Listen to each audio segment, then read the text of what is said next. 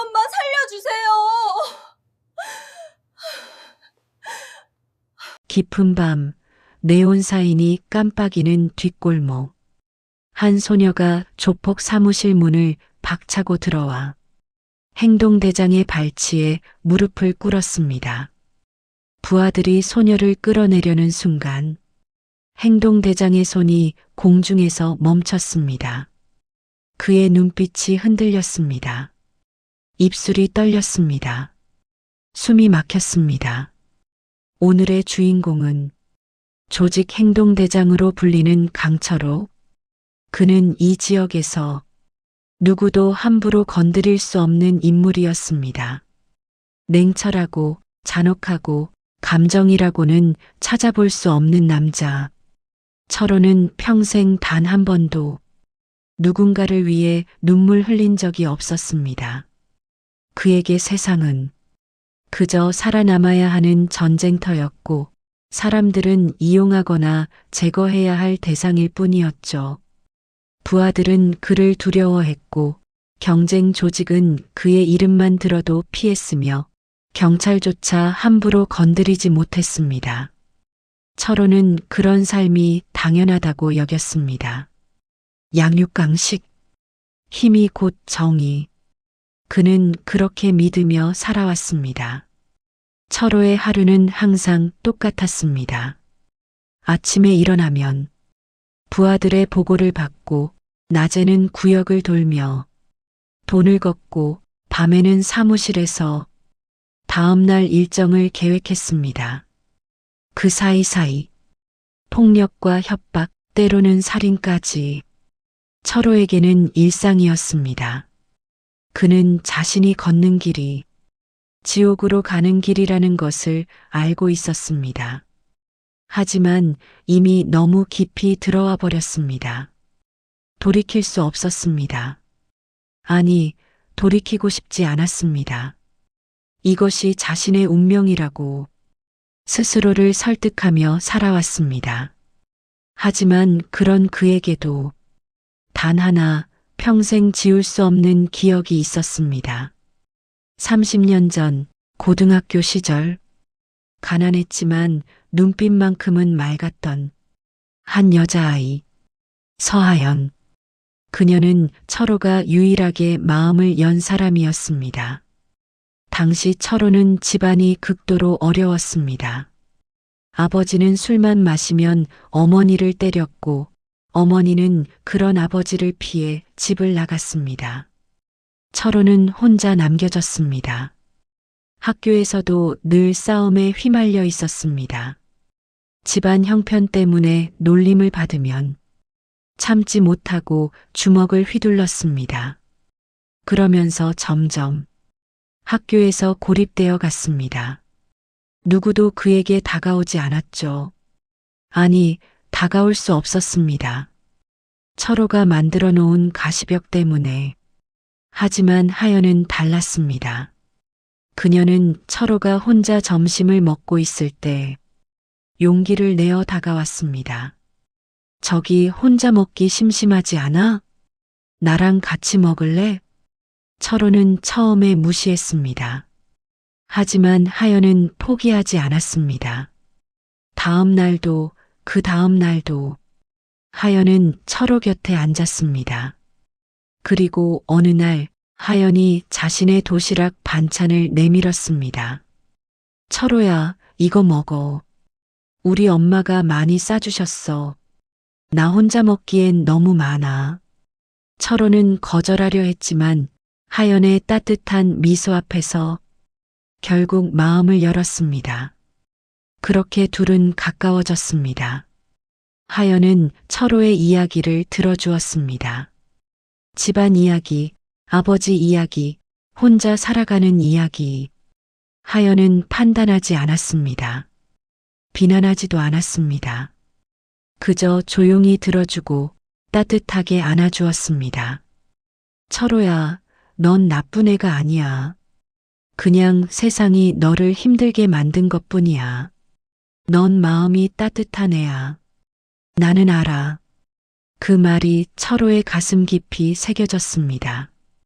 철호는 하연과 함께 있을 때만큼은 평범한 고등학생이 될 수 있었습니다. 웃을 수 있었고, 꿈을 이야기할 수 있었고, 미래를 상상할 수 있었습니다. 철호는 하연에게 말했습니다. 하연아, 나중에 돈 많이 벌면 너한테 좋은 집 사줄 거야. 그리고 우리 같이 살자.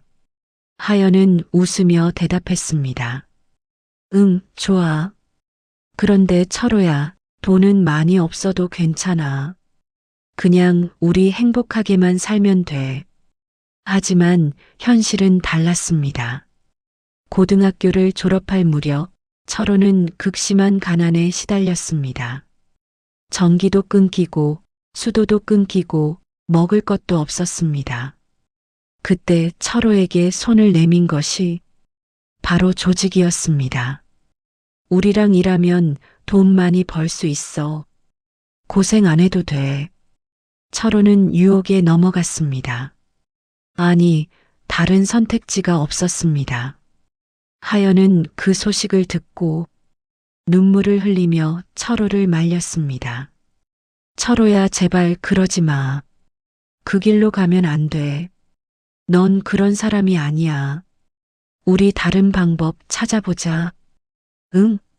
하지만 철호는 듣지 않았습니다. 하연아, 미안해. 나는 이렇게밖에 살 수 없어. 너는 나 같은 놈이랑 있으면 안 돼. 그리고 철호는 하연을 떠났습니다. 하연은 그날 밤 빗속에서 철호를 붙잡으려 했습니다. 철호야, 가지 마. 나는 상관없어. 내가 어떤 일을 하든 나는 내 곁에 있을 거야. 하지만 철호는 뒤돌아보지 않았습니다. 그렇게 둘은 영영 헤어졌습니다. 철호는 30년간 하연을 잊으려 애썼습니다. 술로, 담배로, 폭력으로. 하지만 하연은 단 한 번도 그의 마음속에서 떠난 적이 없었습니다. 밤마다 술을 마시며 그녀의 목소리를 떠올렸습니다. 넌 마음이 따뜻한 애야. 하지만 지금의 자신은 그 말과는 너무나 멀리 와 있었습니다. 철호는 거울을 볼 때마다 자신이 싫었습니다. 흉터 가득한 얼굴, 차가운 눈빛, 피 묻은 손. 이것이 하연이 사랑했던 그 소년의 모습일까? 철호는 스스로에게 말했습니다. 나는 이미 돌이킬 수 없는 인간이야. 하연이가 바랐던 그런 사람은 절대 될 수 없어. 이미 너무 늦었어.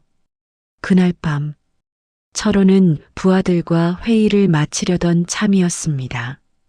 조용한 사무실, 담배 연기가 자욱한 방, 테이블 위에는 현금 다발과 서류들이 놓여 있었습니다. 철호는 담배를 한 모금 깊게 들이마시며 부하들에게 지시를 내렸습니다. 동쪽 구역은 최근 박 조직이 건드리려고 하더라. 조용히 선 긋고 넘어오면 바로 처리해. 알겠습니다, 형님.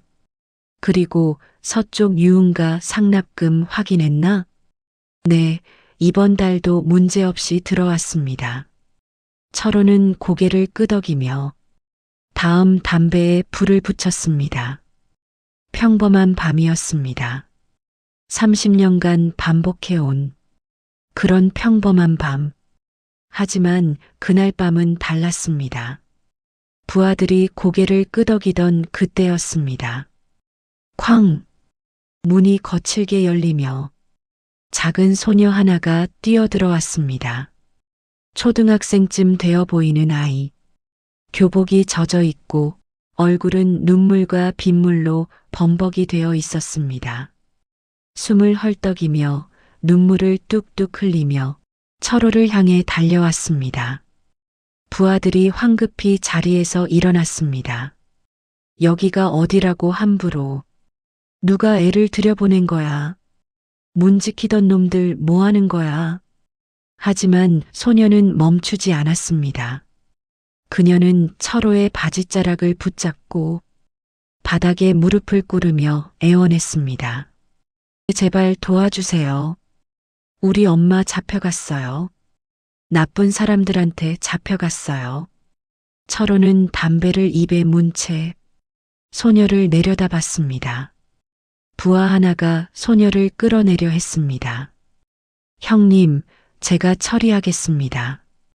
하지만 그 순간 짧고 낮은 목소리, 부하들이 얼어붙었습니다. 철호는 천천히 소녀에게 다가갔습니다. 철호는 소녀를 바라봤습니다. 큰 눈, 떨리는 입술, 눈물에 젖은 하얀 볼. 그 순간 철호의 심장이 쿵 하고 내려앉았습니다. 이 얼굴, 30년 전 교실 창가에 앉아 햇살을 받으며 웃던 그 얼굴. 가난했지만 늘 밝게 웃으며 철호에게 도시락 반찬을 나눠주던 그 얼굴. 서하연. 소녀는 하연과 똑같았습니다. 눈썹 모양, 코끝에 작은 점, 눈물 흘릴 때 살짝 떨리는 입꼬리, 심지어 목소리의 톤까지 모든 것이 똑같았습니다. 철호의 손이 미세하게 떨렸습니다. 담배를 든 손이 공중에서 멈췄습니다. 부하들은 이런 철호를 처음 봤습니다. 항상 냉정하고 감정을 드러내지 않던 행동대장이 눈앞의 소녀를 보며 눈빛이 흔들리고 있었습니다. 철호는 천천히 무릎을 굽혀 소녀와 눈높이를 맞췄습니다. 그리고 떨리는 목소리로 물었습니다. 너 이름이 뭐냐? 소녀는 눈물을 훔치며 대답했습니다. 서주아요. 그 한 글자가 철호의 귓가에서 메아리 쳤습니다. 철호의 손에서 담배가 바닥으로 떨어졌습니다. 부하들은 숨을 죽였습니다. 철호는 다시 물었습니다. 너 엄마 이름이 혹시 서하연이냐? 소녀는 눈을 크게 뜨며 고개를 끄덕였습니다. 네, 맞아요. 아저씨 혹시 우리 엄마 아세요? 엄마가 아저씨 이야기 많이 했어요. 철호는 대답할 수 없었습니다. 목이 메었습니다. 30년 동안 그는 하연을 잊으려 애썼습니다. 술로, 담배로, 폭력으로. 하지만 하연은 단 한 번도 그의 마음속에서 떠난 적이 없었습니다. 그리고 지금 하연의 딸이 그의 앞에 무릎을 꿇고 있었습니다. 소녀는 다급히 말을 이었습니다. 아저씨가 강철호 아저씨 맞아요? 엄마가 그랬어요. 만약 정말 위험한 일이 생기면 강철호라는 사람만 찾으면 된다고. 철호의 눈가가 붉어졌습니다. 엄마가 나쁜 사람들한테 끌려갔어요. 엄마가 빚을 갚지 못해서 그 사람들이 엄마를 어디론가 데려갔어요. 철호는 주아의 어깨를 잡았습니다. 언제 잡혀갔냐? 오늘 오후요. 엄마가 집에 오시는 길에 검은 차에서 사람들이 내려서 엄마를 끌고 갔어요. 주아는 주머니에서 구겨진 종이 한 장을 꺼냈습니다. 손가락 사이사이가 떨리고 있었습니다. 엄마가 마지막으로 문자 보냈어요. 이 주소에 있다고. 그리고 강철호 아저씨를 찾아가라고. 제발 엄마를 살려달라고. 철호는 그 종이를 받아들었습니다. 주소를 보는 순간 그의 표정이 굳어졌습니다. 동성동 폐공장 3번지. 그곳은 박성진 조직의 아지트였습니다. 철호와 오랫동안 대립해온 이 지역 최대 적대 조직. 박성진은 잔혹하기로 유명한 조직의 보스였습니다. 특히 빚을 진 사람들에게는 가차없이 폭력을 행사했습니다. 철호는 즉시 일어섰습니다. 언제부터 연락이 안 됐냐? 오늘 오후 3시부터요. 벌써 6시간이나 지났어요. 제발 엄마 좀 살려주세요. 주아는 다시 철호의 발치에 무릎을 꿇었습니다. 아저씨만이 엄마를 살릴 수 있어요. 엄마가 그랬어요. 강철호 아저씨는 세상에서 제일 강한 사람이라고. 철호의 얼굴이 창백해졌습니다. 6시간. 박성진 조직이라면 6시간이면 충분한 시간이었습니다. 충분히 사람을 망가뜨릴 수 있는 시간. 철호는 부하들에게 소리쳤습니다. 차 준비해. 당장. 그리고 전원 무장하고 따라와. 총, 칼, 쇠파이프 다 챙겨. 부하들이 황급히 움직였습니다. 형님, 박성진 조직이면 전면전 각오해야 합니다. 상관없어. 다 쓸어버릴 거야. 형님, 경찰 출동하면 신경 쓰지 마. 일단 가. 철호는 주아를 돌아봤습니다. 철호는 주아를 부드럽게 일으켜 세웠습니다. 그리고 그녀의 눈을 똑바로 바라보며 말했습니다. 주아야, 잘 들어. 아저씨가 지금부터 내 엄마 데리러 갈 거야. 저도 갈래요. 안 돼. 철호의 목소리는 단호했습니다. 거기는 위험한 곳이야. 너가 가면 아저씨가 너 엄마를 구하는데 방해가 될 수 있어. 하지만 철호는 주아의 어깨를 꽉 잡았습니다. 주아야, 아저씨를 믿어. 너 엄마가 아저씨를 믿었던 것처럼 아저씨가 반드시 너의 엄마 데리고 올게. 약속해요? 철호는 고개를 끄덕였습니다. 약속한다. 아저씨 목숨 걸고 약속한다. 철호는 부하 한 명을 불렀습니다. 민수야. 네, 형님. 이에 절대 다치지 않게 지켜. 내가 돌아올 때까지 이 사무실 밖으로 한 발짝도 나가지 못하게 해. 알았지? 알겠습니다, 형님. 철호는 마지막으로 주아를 바라봤습니다. 주아의 큰 눈에서 눈물이 주르륵 흘러내렸습니다. 철호는 그 눈을 보며 30년 전 하연의 눈을 떠올렸습니다. 똑같이 맑고, 똑같이 슬프고, 똑같이 간절한 눈. 철호는 주아의 머리를 쓰다듬었습니다. 평생 누군가를 이렇게 다정하게 쓰다듬어 본 적이 없었지만 손은 저절로 움직였습니다. 울지 마. 금방 올게. 그리고 철호는 돌아섰습니다. 철호는 부하 8명과 함께 5대의 차에 나눠 탔습니다. 철호는 선두 차량의 운전석에 앉았습니다. 평생 뒷좌석에만 앉던 행동대장이 직접 운전대를 잡은 것입니다. 부하들은 놀랐지만 감히 아무 말도 하지 못했습니다. 철호의 얼굴이 평소와 달랐기 때문입니다. 그 얼굴에는 분노와 절박함 그리고 무언가를 지켜야 한다는 절실함이 담겨 있었습니다. 철호는 시동을 걸었습니다. 차가 폐공장을 향해 달립니다.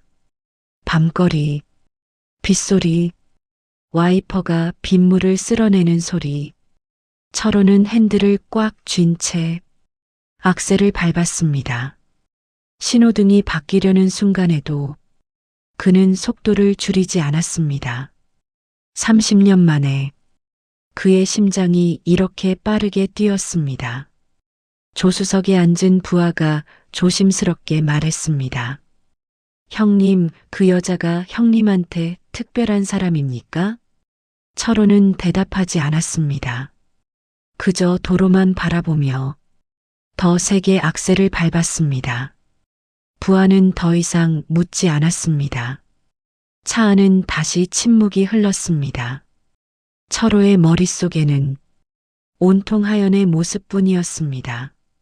30년 전 빗속에서 자신을 붙잡으려던 하연. 철호야, 가지마. 나는 너가 어떤 일을 하든 상관없어. 나는 너 곁에 있을 거야. 그때 자신은 뒤돌아보지 않았습니다. 하연을 버리고 갔습니다. 그리고 30년 동안 그 죄책감을 안고 살았습니다. 이번에는 꼭 지킨다. 반드시 살려낸다. 철호는 이를 악물었습니다. 20분 후 동성동 폐공장에 도착했습니다. 어둠 속에 낡은 공장 건물이 우뚝 솟아 있었습니다. 불빛 하나 없는 건물. 하지만 철호는 알고 있었습니다. 저 안에 사람들이 있다는 것을. 철호는 차에서 내렸습니다. 부하들도 하나둘 차에서 내려 철호의 뒤에 섰습니다. 철호는 권총을 꺼내 장전했습니다. 들어간다. 박성진 조직원은 전부 제압한다. 단 서하연이라는 여자는 절대 다치면 안 된다. 알았나? 알겠습니다, 형님. 철호는 공장 정문을 향해 걸어갔습니다. 공장 정문은 잠겨 있었습니다. 철호는 부하에게 눈짓했습니다. 부하 하나가 앞으로 나와 문을 발로 찼습니다. 쾅! 문이 떨어져 나갔습니다. 그 소리에 공장 안에서 인기척이 들렸습니다. 박성진 조직원 2명이 손전등을 들고 나타났습니다. 누구야? 철호는 대답 대신 총을 들어 올렸습니다. 탕, 탕, 2발의 총성. 조직원들이 바닥에 쓰러졌습니다. 다리에 맞아 비명을 질렀습니다. 철호는 그들을 밟고 지나가며 안으로 들어갔습니다. 공장 안은 어두웠습니다. 하지만 깊숙한 곳에서 불빛이 새어나왔습니다. 철호와 부하들은 그 불빛을 향해 걸어갔습니다. 복도를 지나 계단을 내려가 지하로 향했습니다. 그곳에서 웃음소리와 비명소리가 섞여 들렸습니다. 철호의 얼굴이 굳어졌습니다. 지하실 문 앞에 섰습니다. 철호는 깊게 숨을 들이마셨습니다. 그리고 문을 발로 차며 안으로 뛰어들었습니다. 쾅! 지하실 안 10명이 넘는 박성진 조직원들이 술을 마시며 놀고 있었습니다. 그리고 그 한가운데 바닥에 쓰러진 여자 1명. 서하연. 철호는 그 자리에서 얼어붙었습니다. 하연은 피투성이가 되어 바닥에 누워 있었습니다.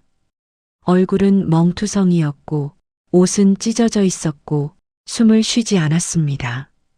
박성진 조직의 보스가 철호를 보며 비웃었습니다. 오, 강철호? 여기 웬일이야? 이 여자 찾으러 왔어? 철호는 대답하지 않았습니다. 그는 비틀거리며 하연에게 다가갔습니다. 아, 근데 미안. 좀 늦었네. 이 여자 30분 전에 숨 끊어졌어. 하하. 철호는 하연 앞에 무릎을 꿇었습니다. 그리고 떨리는 손으로 하연의 얼굴을 만졌습니다. 차갑습니다. 이미 체온이 식어버렸습니다. 철호는 하연을 안아 올렸습니다. 하연아, 하연아. 나야 철호야. 하지만 하연은 대답하지 않았습니다. 철호는 하연의 얼굴을 쓰다듬었습니다. 30년 만에 다시 본 얼굴. 하지만 그녀는 더 이상 눈을 뜨지 못했습니다. 하연아, 미안해. 내가 늦었어. 미안해, 정말 미안해. 철호의 목소리가 떨렸습니다. 평생 눈물 한 번 흘리지 않던 남자가 처음으로 울기 시작했습니다. 하연아, 나 여기 있어. 눈 떠봐, 제발. 한 번만 더 눈 떠봐. 하지만 하연은 대답하지 않았습니다. 철호는 하연을 꽉 안고 오열했습니다. 부하들이 들어왔지만 아무도 감히 다가가지 못했습니다. 그들은 처음 봤습니다.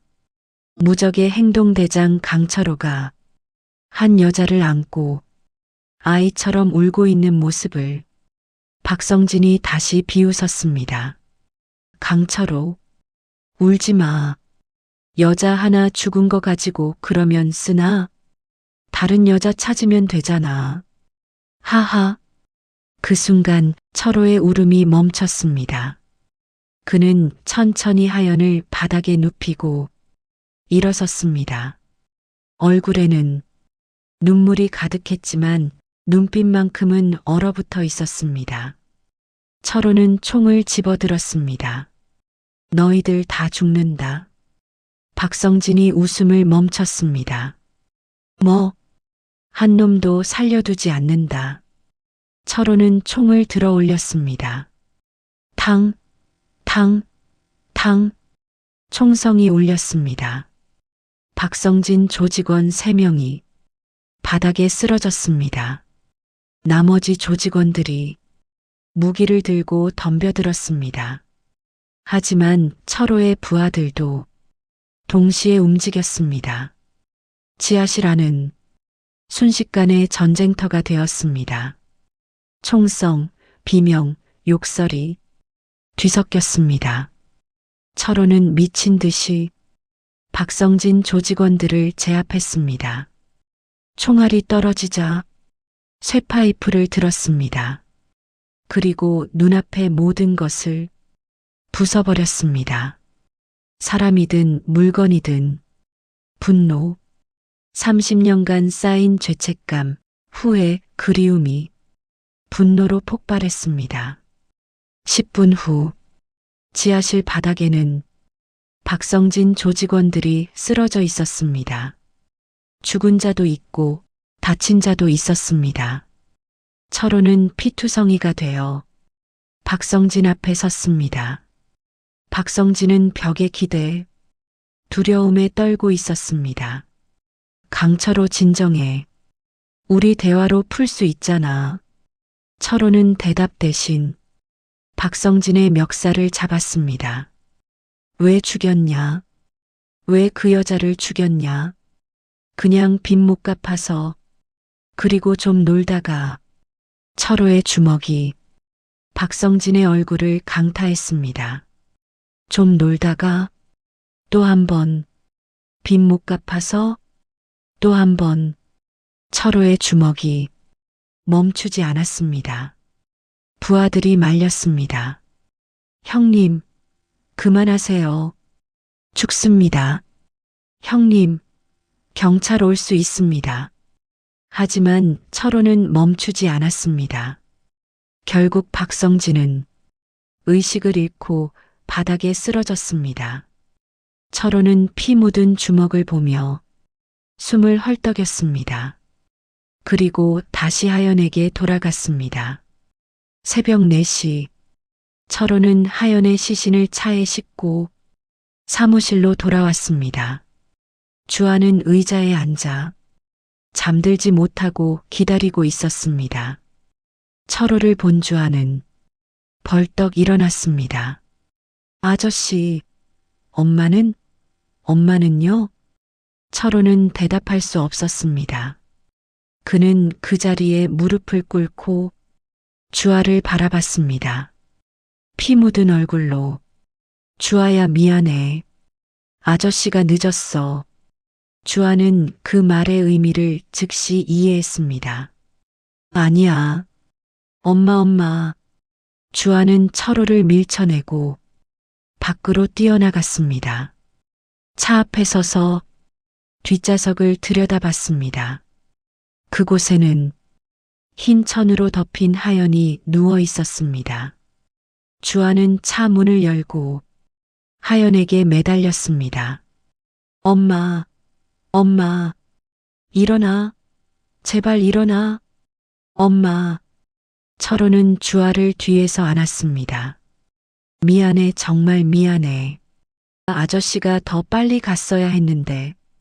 주아는 철호의 품에서 한없이 울었습니다. 철호는 그런 주아를 안고 자신도 다시 눈물을 흘렸습니다. 하늘에서 비가 내리기 시작했습니다. 마치 하늘도 이 비극을 슬퍼하는 것처럼 3일 후 하연의 장례식이 치러졌습니다. 작은 장례식장, 조문객은 많지 않았습니다. 하연은 혼자 주아를 키우며 힘겹게 살아왔기 때문입니다. 친척도 없고 친구도 많지 않았습니다. 하지만 철호는 모든 장례 비용을 치렀고 장례식장을 가득 채울 만큼의 꽃을 보냈습니다. 주아는 영정 사진 앞에 앉아 하루 종일 눈물을 흘렸습니다. 철호는 그 옆에 서서 조용히 하연을 바라봤습니다. 영정 사진 속 하연은 환하게 웃고 있었습니다. 30년 전 고등학교 시절처럼 맑고 밝게 웃고 있었습니다. 철호는 작은 목소리로 말했습니다. 하연아, 미안해. 내가 널 지키지 못했어. 30년 전에도 지금도. 그리고 덧붙였습니다. 나는 평생 너를 사랑했어. 조직에 들어간 후에도 다른 여자를 만나도 내 마음속에는 항상 내가 있었어. 하지만 나는 용기가 없었어. 다시 너를 찾아갈 용기가. 너한테 이런 쓰레기 같은 내 모습을 보여주고 싶지 않았어. 그래서 그냥 멀리서만 너를 그리워했어. 하지만 이제 너무 늦었어. 영원히 늦었어. 철호는 눈물을 흘렸습니다. 하지만 약속할게. 주아는 내가 지킬게. 내 목숨 걸고 지킬게. 내가 못다 해준 사랑, 내가 대신 해줄게. 그러니까 하늘에서 편히 쉬어. 미안해, 하연아. 사랑해. 장례식이 끝난 후 철호는 주아를 데리고 하연이 살던 집으로 갔습니다. 작은 원룸, 낡은 가구와 생활용품들이 그대로 있었습니다. 주아는 엄마의 옷을 안고 눈물을 흘렸습니다. 철호는 주아 옆에 앉았습니다. 주아야, 네. 너 고아원 가기 싫지? 주아는 고개를 끄덕였습니다. 그럼 아저씨랑 살래? 주아는 눈을 크게 떴습니다. 아저씨가 너 아빠가 될게. 엄마는 못 돌아오지만 아저씨가 엄마 대신, 아빠 대신 널 키울게. 학교도 보내주고 밥도 해주고 아프면 병원도 데려가주고 너가 원하는 거 다 해줄게. 주아는 눈물을 흘리며 철호를 안았습니다. 정말요? 정말 나 버리지 않을 거예요? 철호는 주아를 꽉 안았습니다. 절대 안 버려. 아저씨가 죽을 때까지 너 곁에 있을 거야. 약속한다. 1년이 지났습니다. 철호는 조직을 완전히 떠났습니다. 부하들에게 모든 것을 정리하라고 지시하고 자신은 완전히 손을 뗐습니다. 나는 이제 그만둔다. 새로운 삶을 살고 싶다. 너희도 각자 길을 찾아라. 부하들은 놀랐지만 그 누구도 철호를 말리지 못했습니다.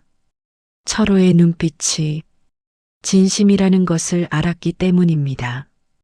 철호와 주아는 작은 아파트로 이사했습니다.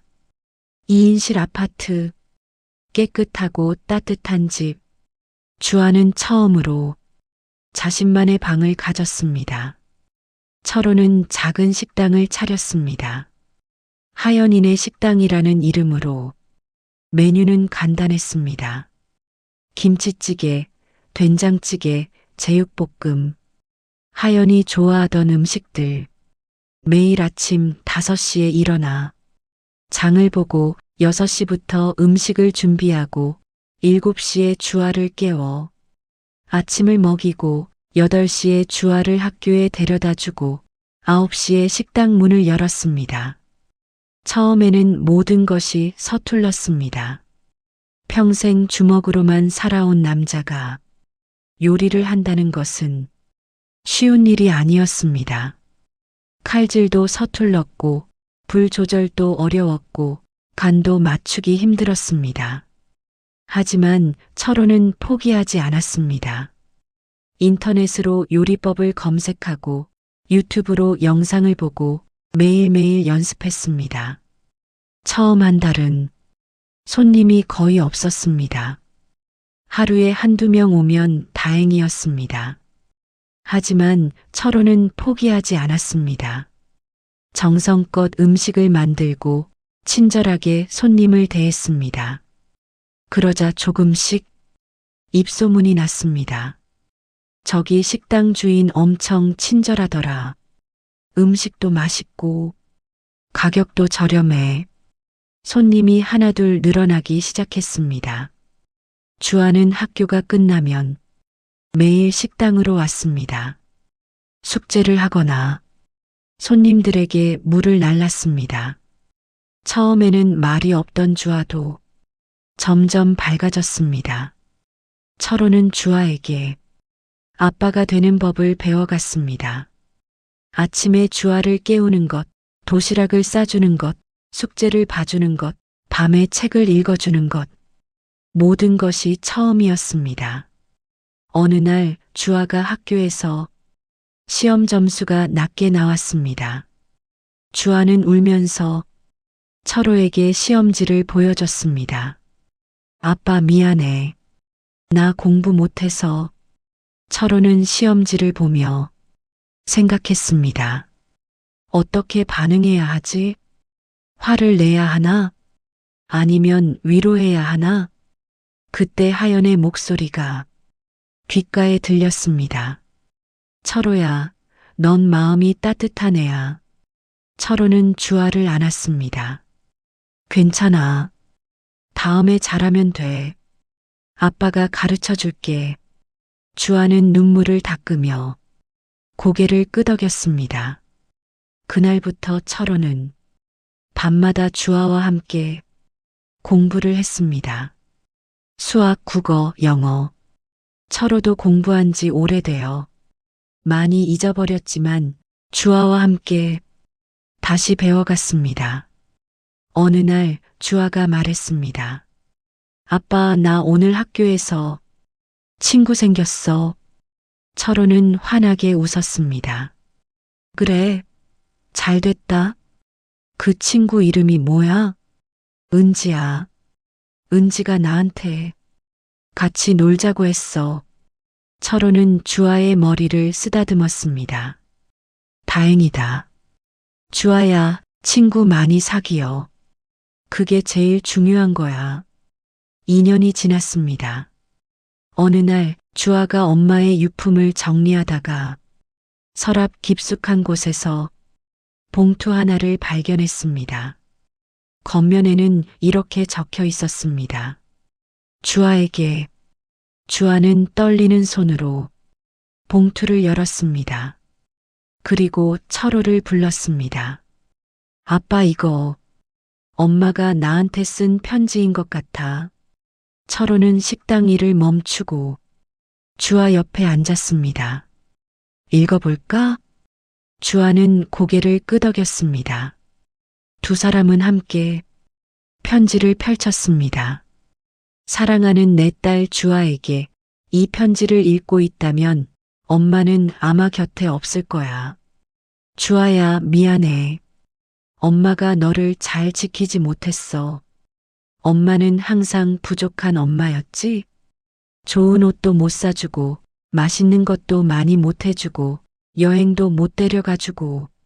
하지만 너만은 알아줬으면 좋겠어. 엄마가 널 얼마나 사랑했는지. 너는 엄마의 전부였어. 너 때문에 엄마는 행복했어. 주아야, 혹시 엄마가 없어도 너무 슬퍼하지 마. 엄마가 너를 위해 남겨둔 사람이 있어. 강철호라는 사람. 엄마의 첫사랑이자 엄마가 평생 잊지 못한 사람. 그 사람은 겉은 무섭게 보여도 마음만큼은 세상에서 가장 따뜻한 사람이야. 엄마가 힘들 때 항상 그 사람을 떠올렸어. 그 사람이 곁에 있었다면 우리가 이렇게 힘들지 않았을 텐데. 하지만 그건 엄마의 잘못이야. 엄마가 그 사람을 붙잡지 못했어. 그 사람은 조직에 들어간다고 했을 때 엄마가 더 강하게 말렸어야 했는데, 엄마가 그 사람과 함께 가겠다고 했어야 했는데, 엄마는 그러지 못했어. 겁이 났거든. 하지만 지금 생각해보면 그 사람과 함께 있었다면 더 행복했을 것 같아. 주아야, 만약 철호 아저씨가 너를 돌봐주고 있다면 그 사람을 믿어. 그리고 말해줘. 엄마가 평생 당신을 사랑했다고, 미안하다고, 고맙다고. 주아야, 엄마는 항상 내 곁에 있을게. 하늘에서 너를 지켜볼게. 행복하게 살아. 철호 아저씨와 함께. 사랑해, 내 딸. 엄마가 세상에서 제일 사랑하는 주아에게. 엄마가 편지를 다 읽은 주아는 눈물을 흘렸습니다. 철호도 눈물을 참을 수 없었습니다. 주아는 철호를 바라보며 말했습니다. 아빠, 엄마가 평생 아빠를 사랑했대. 철호는 주아를 꽉 안았습니다. 나도야, 나도 엄마를 평생 사랑했어. 지금도 사랑하고 앞으로도 계속 사랑할 거야. 주아는 철호의 품에서 물었습니다. 아빠도 나 사랑해? 철호는 주아의 머리를 쓰다듬었습니다. 그럼, 당연하지. 너는 이제 내 딸이야. 세상에서 제일 소중한 내 딸. 3년이 흘렀습니다. 주아는 이제 중학생이 되었습니다. 키도 많이 자랐고 얼굴도 더 하연을 닮아갔습니다. 철호의 식당은 동네에서 소문난 맛집이 되었습니다. 점심시간이면 손님들이 줄을 섰습니다. 주아는 학교에서 돌아오면 여전히 식당에 와서 손님들을 도왔습니다. 이제는 능숙하게 주문을 받고 음식을 나르고 계산까지 할 수 있게 되었습니다. 어느 날 저녁 손님이 모두 떠난 후 철호와 주아는 식탁에 둘러앉아 저녁을 먹었습니다. 아빠, 나 오늘 진로 상담했어. 그래? 뭐라고 했어? 나 나중에 요리사 될래. 철호는 놀라며 물었습니다. 요리사? 응. 아빠처럼. 아빠가 만든 음식 먹고 사람들이 행복해하는 거 보면 나도 기분이 좋아. 나도 아빠처럼 사람들을 행복하게 해주고 싶어. 철호는 미소 지었습니다. 철호, 그래. 좋은 생각이야. 아빠가 다 가르쳐 줄게. 주아는 환하게 웃었습니다. 아빠 사랑해. 철호는 주아를 안으며 말했습니다. 나도 사랑해, 주아야. 세상에서 제일 많이. 그날 밤 철호는 혼자 옥상에 올라갔습니다. 하늘을 바라보며 담배를 피웠습니다. 오랜만에 피우는 담배였습니다. 별이 총총히 박혀 있는 밤하늘. 철호는 작은 목소리로 말했습니다. 하연아, 보고 있어? 우리 주아 정말 잘 자랐지? 너무 예쁘고 착하고 똑똑해졌어. 너를 닮아서 그런가 봐. 나는 매일 최선을 다하고 있어. 주아한테 좋은 아빠가 되려고. 아직 부족한 게 많지만 나름 열심히 하고 있어. 하연아, 내가 잘하고 있는 거 맞지? 주아가 행복해 보이면 그걸로 된 거지? 바람이 불었습니다. 마치 하연이 대답하는 것처럼 철호는 미소 지었습니다. 고마워, 하연아. 주아를 내게 보내줘서. 주아 때문에 나도 사람이 됐어. 진짜 사람으로. 사랑해, 하연아. 영원히. 세상에서 가장 무서운 남자였던 조폭 행동대장 강철호. 그는 한 소녀의 울음소리로 인생 전체를 바꾸었습니다. 첫사랑을 지키지 못한 죄책감, 그리고 그녀의 딸을 지켜야 한다는 책임감이 그를 완전히 새로운 사람으로 만들었습니다. 사람을 때려 눕히던 손으로 이제는 요리를 하고 아이를 돌보고 사람들을 따뜻하게 맞이합니다. 철호는 가끔 생각합니다. 하연아, 내가 잘하고 있는 걸까? 주아를 잘 키우고 있는 걸까? 하지만 주아의 밝은 웃음을 볼 때마다 철호는 확신합니다. 그래, 나는 제대로 하고 있어. 모든 것은 한 소녀의 절규에서 시작됐습니다. 우리 엄마 살려주세요. 그는 엄마를 구하지 못했습니다.